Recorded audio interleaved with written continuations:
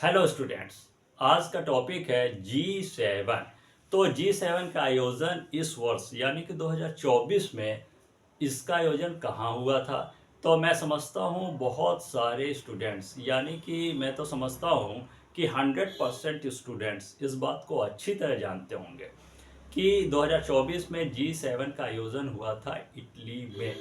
तो क्या इसको डायरेक्टली यह पूछा जा सकता है कि G7 का आयोजन इटली में हुआ था। तो हाँ, पूछा जा सकता है कि G7 का आयोजन कहाँ हुआ था। अब क्या है कि कभी कभी प्रश्न को थोड़ा सा चेंज कर देता है, जैसे कि G7 का आयोजन हुआ था इटली में, लेकिन कहाँ पर हुआ था। G7 का आयोजन इटली में हुआ था, यह परीक्षा में पूछ दे तो बहुत अच्छा है। कि मैं समझता हूँ कि बहुत सारे स्टूडेंट्स इसको सही सही उसमें आंसर को लगा देंगे, ठीक। लेकिन यदि पर्टिकुलर जगह पूछा जाए कि इटली में किस जगह पर हुआ था, मतलब कि वह कौन सा स्थान है जहां पर इटली में G7 का आयोजन इस वर्ष यानी 2024 में हुआ था। तो इसका आंसर है कि इटली के अपुलिया। ध्यान दीजिएगा कि इटली के अपुलिया के फसानो में, इटली के अपुलिया के फसानो में G7 का आयोजन हुआ था। यह पर्टिकुलर वह जगह है जहां इस वर्ष G7 का आयोजन हुआ था। अब इसमें बहुत सारे स्टूडेंट्स तो इसको सही सही याद कर लेंगे या स्मरण में रख लेंगे अपने कि इटली के अपुलिया के फसानो में G7 का आयोजन हुआ था। लेकिन बहुत सारे स्टूडेंट्स के सामने यह होता है कि बहुत सारा स्टडी मटेरियल वो पढ़ते हैं, तो उसमें यह कभी कभी कंफ्यूजन हो जाता है कि इटली तो याद है बहुत अच्छी तरह से और बेहिचक वो इसमें ज़्यादा उन्हें याद करने की नहीं ज़रूरत है। लेकिन जब पर्टिकुलर स्थान है कि इटली के अपुलिया के फसानो में आयोजन हुआ था, तो इसको कैसे सही सही याद करें, तो मैं इसको इसी क्लास में क्लियर कर दे रहा हूं कि एक लंबे समय तक आपको इसे बार बार दोहराने की जरूरत नहीं होगी। इस वह स्थान जो कि इटली में है। अब मैं एक ट्रिक बता रहा हूँ कि किसी भी तथ्य को यदि दिलचस्प ढंग से या तो पढ़ा जाए या किसी उस तथ्य को दिलचस्प चीज़ से जोड़ दिया जाए तो लंबे समय तक वह बात हमें सही सही याद होती है।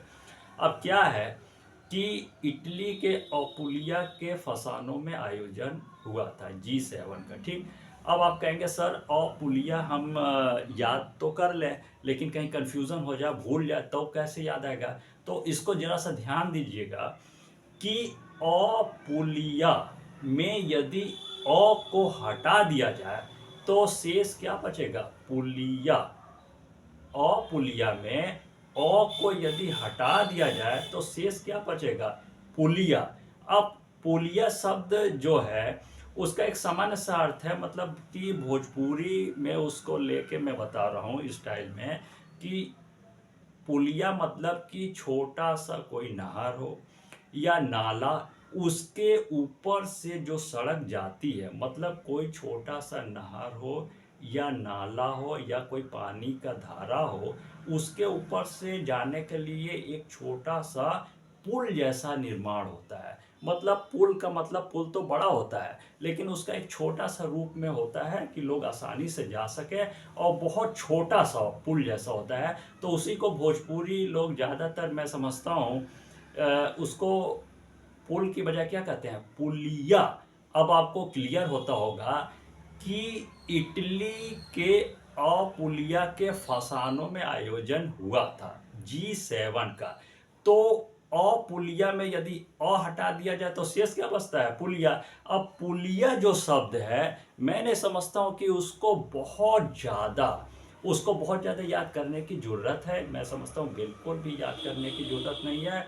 बहुत अच्छी तरह से आप जानते हैं कि पुलिया का क्या अर्थ होता है, और मैंने संक्षेप में इसको अपने शब्दों में सरल करते हुए बताया कि पुलिया क्या होता है। ये मैंने बता दिया कि भोजपुरी लोग तो बहुत अच्छी तरह से जानते हैं कि पुलिया का अर्थ क्या होता है, तो उसमें बस और जोड़ना है। तो अब आपको क्लियर हो गया होगा कि इटली के पुलिया के फसानों में आयोजन हुआ था। मैं समझता हूँ कि जो मैंने आज डिटेल आपको बताया है कि G7 के बारे में, तो पर्टिकुलर G7 का आयोजन इटली में हुआ था, और इसको डायरेक्टली पूछा तो जा सकता है कि इटली में हुआ था, लेकिन क्वेश्चन को ज़्यादातर कठिन बनाने के लिए उसमें उस पर्टिकुलर जगह का जिक्र पूछ देता है कि आखिर इटली में कहाँ हुआ था। तो मैंने पुलिया का भी ये जो है समाधान कर दिया डिटेल में बताकर।